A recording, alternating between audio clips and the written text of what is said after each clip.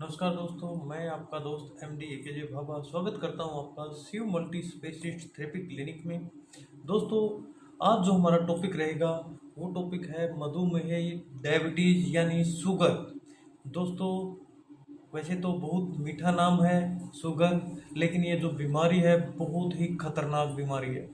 तो इस बीमारी के बारे में मैं आप लोगों को जो नुस्खा आज देने वाला हूँ वो एक ब्रह्मास्त्र की तरह काम करता है। और ये नुस्खा जो है वो लिखा हुआ है महर्षि वाग्मी भट्ट द्वारा, जिसके ऊपर रिसर्च किया है राजीव भाई ने। और उन्हीं के शब्दों में मैं आपको ये नुस्खा बताऊंगा कि उन्होंने इस नुस्खे के बारे में क्या लिखा है, ये मधुमेह है क्या, ये मधुमेह क्यों होता है, और इस मधुमेह होने के जो लक्षण है वो पहले पहले क्या आते हैं, उसके बाद में ये मधुमेह किस तरह इंसान को एक जानलेवा बीमारी के रूप में आ जाती है, और जिसका ठीक न होने का सब एक गारंटी लिख के दे देते हैं कि डायबिटीज कभी ठीक नहीं हो सकती।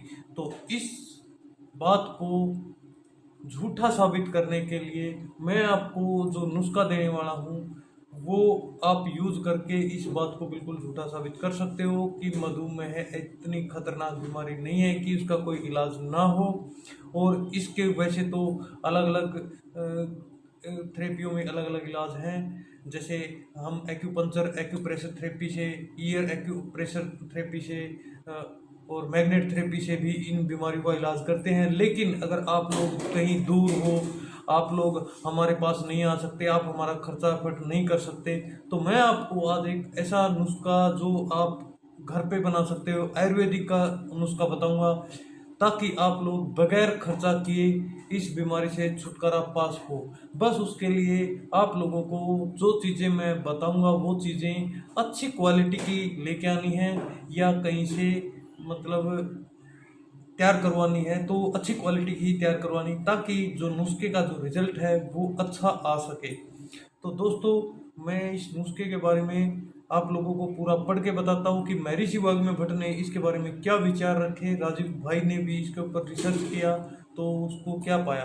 तो तीनों स्टेप में मैं आप पूरा करूँगा कि बीमारी है क्या, ये बीमारी होती किन कारणों से है, ये इसके जो लक्षण हैं वो क्या है, ये बीमारी ठीक कैसे हो सकती है।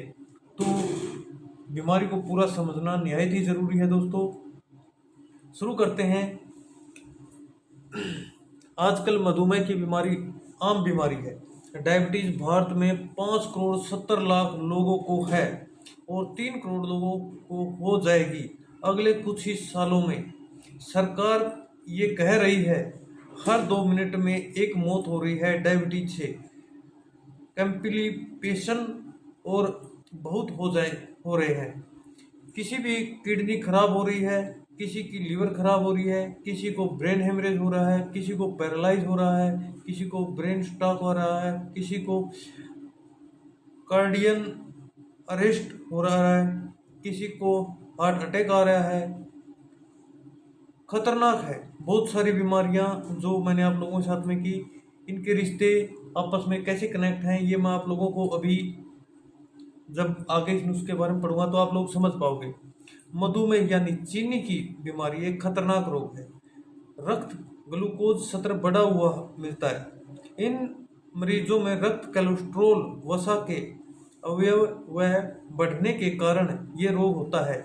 इन मरीजों में आँखों, गुर्दों, स्नायु, मस्तिष्क, हृदय के क्षतिग्रस्त होने के से इसके गंभीर जटिल घातक रोगों का खतरा बढ़ जाता है। भोजन में भोजन पेट में जाकर एक प्रकार से ईंधन में बदलता है, इसे ग्लूकोज कहते हैं। यह एक प्रकार का शर्करा होता है। ग्लूकोज रक्त धारा में मिलती है और शरीर की लाखों कोशिकाओं में पहुंचती है। अनाशय ग्लूकोज उत्पन्न करता है।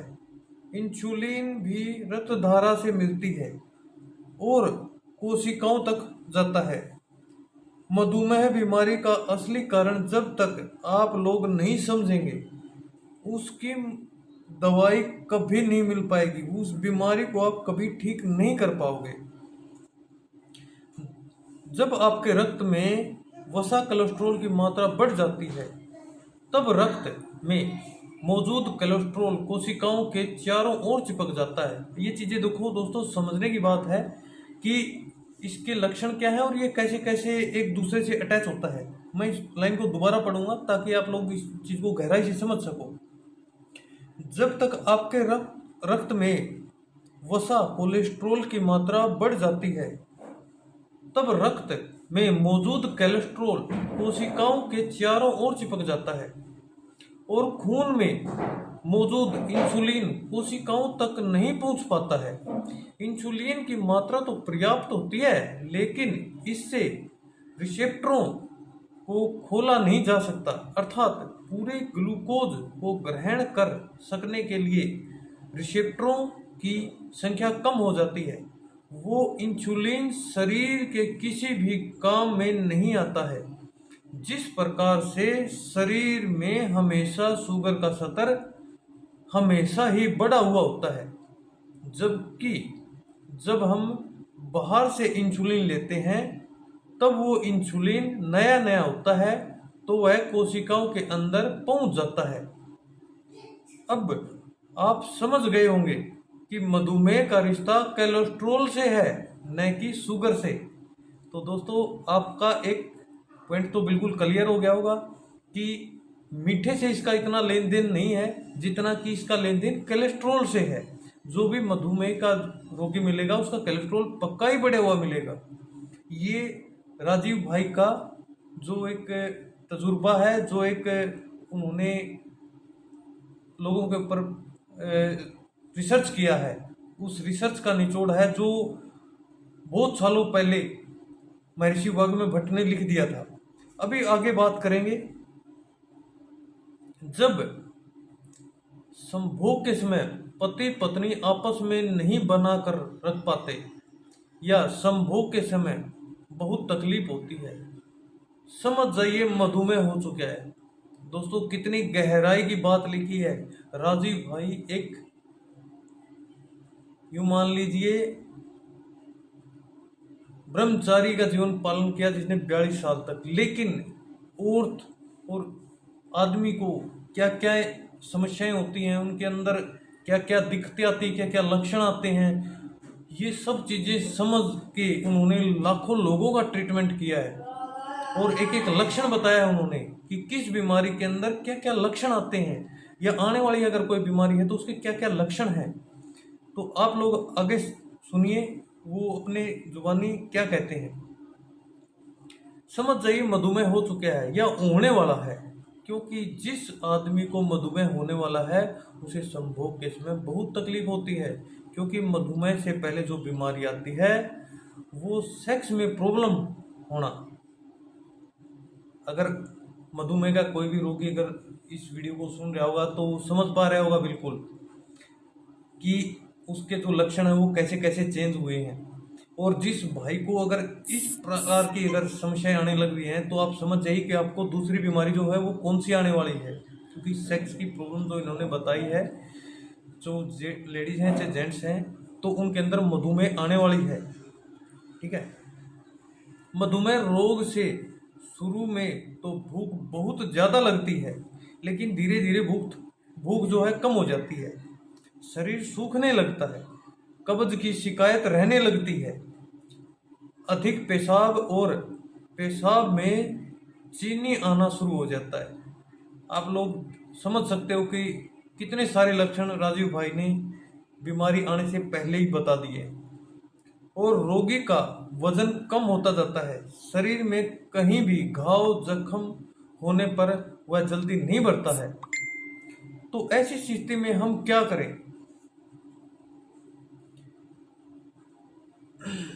राजीव भाई की एक छोटी सी सलाह है कि आप इंसुलिन पर ज़्यादा निर्भर न करें, क्योंकि यह इंसुलिन डायबिटीज से भी ज़्यादा खतरनाक है और साइड इफेक्ट बहुत हैं इसके। अगर आपको शुगर हो चुकी है तो आप देखोगे या आपके घर में किसी को हुई है, आज एक बीमारी थी उस पेशेंट को, देखोगे 1 ही 2 साल में उसको कोई दूसरी बीमारी पकड़ लेगी, कुछ ही दिनों बाद में उसकी कोई तीसरी बीमारी पकड़ लेगी। और बीमारियों का जो है ढेर लग जाएगा। आगे बात करते हैं, राजीव भाई ने जो आयुर्वेद का जो नुस्खा बताया है वो क्या है। 100 ग्राम मेथी का दाना। मेथी का दाना दोस्तों, यानी कि मेथी का दाना जहां बहुत सारे पेस्टिसाइड डालते हैं वहां से नहीं लेनी है मेथी, आपने लेनी राजस्थान साइड की मेथी, जहां लोग पेस्टिसाइड बहुत कम यूज करते हैं, नेचुरल खेती पे निर्भर है, तो ऐसी जगह की मेथी आपने यूज करनी है। 100 ग्राम करेले के बीज। दोस्तों करेला कहीं अच्छी क्वालिटी का जो उगाते हैं, आजकल ऑर्गेनिक सब्जियां बहुत लोग उगाते हैं, तो आप वहां से करेला लीजिए, उसके बीज निकाल लीजिए, सुखा लीजिए उसको। 150 ग्राम जामुन के बीज। जामुन तकरीबन नेचुरल मिल ही जाती, कहीं भी आप देखोगे तो उसमें भी थोड़ी अच्छी क्वालिटी की जामुन ले लेनी है, जिसके अंदर आप लोग समझ सकते हो घर में भी बहुत सारी जामुन मिलती है जिसका अच्छा गुद्दा होता है, तो अच्छे गुद्दे वाली जो जामुन होती है वो अच्छी क्वालिटी की होती है, तो अपने अच्छी जामुन लेनी है। गुठली जो लेनी है वो 150 ग्राम लेनी। 250 ग्राम बेल के पत्ते जो शिव जी पे चढ़ाए जाते हैं, बेल पत्र जिसको हम बोलते हैं, 250 ग्राम वो लेने हैं। इन सबको धूप में सुखा लेना है, पत्थर पे पीसकर पाउडर बनाकर आपस में मिला लेना है, और औषधि लेते वक्त इन चीजों में कैसे इसको यूज करना है वो हम अभी जिक्र करेंगे। सुबह नाश्ता करने से आधा घंटे पहले 1 चम्मच गर्म पानी के साथ लें, फिर शाम को खाना खाने से आधा घंटा पहले लें। तो सुबह शाम 1-1 चम्मच पाउडर खाना खाने से पहले गर्म पानी के साथ आपको लेना है। 1.5-2 गिला महीने अगर आप ये दवा ले लेते हैं कंटिन्यू, अगर बीच में छूट जाती है तो थोड़ा और ज़्यादा ले लेना है, तो आपको बहुत अच्छे रिजल्ट मिलेंगे। ठीक है। फिर भी अगर आपके डाइट प्लान, एक बहुत महत्वपूर्ण चीज़ है, राजीव भाई ने सिर्फ नुस्खा लिखा है और नुस्खे के ऊपर जो दवाइयाँ हैं आयुर्वेद की वो लिखी हैं, बट कहीं ना कहीं हमारा जो डाइट प्लान है कि हम खाते क्या हैं और हमें छोड़ना क्या चाहिए, हमें खाना क्या चाहिए, वो अलग रह जाता है। आप लोग कमेंट करके, जिस भाई को भी शुगर हो, जिस बहन को भी शुगर हो, तो पूछ सकता है, क्योंकि डाइट प्लान के बगैर कोई भी नुस्खा सक्सेस नहीं होता। जैसे राजीव भाई ने बताया कि डायबिटीज जिस पेशेंट को होती है तो उसका कोलेस्ट्रॉल पक्का ही बढ़ा होता है, और कोलेस्ट्रॉल बढ़ने वाले जो हम आइटम खाते हैं उसी वजह से कोलेस्ट्रॉल बढ़ता है, और उसी वजह से फिर शुगर बढ़ती है, और उसी वजह से फिर कोई तीसरी बीमारी बढ़ती है, ऐसे बीमारियां बढ़ती जाती हैं। तो आपने सबसे पहले अपना डाइट प्लान पक्का बनवाना चाहिए, ये जानना चाहिए कि मुझे क्या खाना चाहिए क्या नहीं खाना चाहिए, और ये खाना ना खाना हमारे काम के ऊपर निर्भर है कि हम काम क्या करते हैं। एक अगर ये बात करें कि जो खेती करता है उसकी डाइट एक अलग टाइप की होती है, एक अगर जो नॉर्मल ऑफिशियल काम करता है उसकी डाइट एक अलग प्रकार की होती है, एक अगर स्पोर्ट्स पर्सन है उसकी डाइट एक अलग प्रकार की होती है। तो हमें कभी भी ये नहीं समझना चाहिए कि वो ये चीज़ खा रहा है तो मुझे भी ये खा लेनी चाहिए, क्या फ़र्क पड़ता है, उसको तो कुछ नहीं हो रहा है तो मुझे भी कुछ नहीं होगा। तो दोस्तों हमें अपने काम के अनुसार ही अपनी डाइट खानी चाहिए, और आज के समय में जो हम समय के उलट पुलट खाते हैं, रात को शादियों में जाते हैं तो कुछ भी खा लेते हैं, ठंडे के टाइम गर्म खा लेते हैं, गर्म के टाइम ठंडा खा लेते हैं, तो दोस्तों ये चीज़ें प्रॉब्लम करती हैं और एक बहुत बड़ी बीमारी बना देते हैं जिसको हम समझ ही नहीं पाते। तो इसलिए हमें डाइट प्लान पक्का बनवाना चाहिए, और आप कभी भी हमारे क्लिनिक पे आके इस चीज़ के बारे में और इन्फॉर्मेशन ले सकते हो। हमारे जो ग्रुप हैं उसके ऊपर अपना कमेंट डाल के इस चीज़ के बारे में जानकारी ले सकते हो।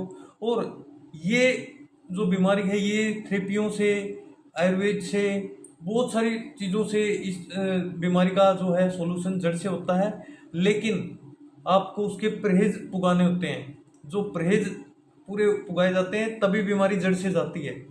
तो दोस्तों समाप्त करते हैं इस वीडियो को, मिलेंगे किसी नेक्स्ट वीडियो में। आप लोगों से आग्रह जरूर करूंगा कि इस वीडियो को ज़्यादा से ज़्यादा शेयर करें, ताकि राजीव भाई के जो विचार हैं वो एक सीमित जगह तक ना रहें और वो बढ़ते ही जाएं, और इस चीज़ का फ़ायदा वो लोग उठा पाएँ जो अपना इलाज का पैसा अफोर्ड नहीं कर पाते हैं, तो वो भाई अपना घर पे ही ऐसा नुस्खा बना के और इस चीज़ का बेनिफिट ले सकते हैं। ओके, नमस्कार दोस्तों।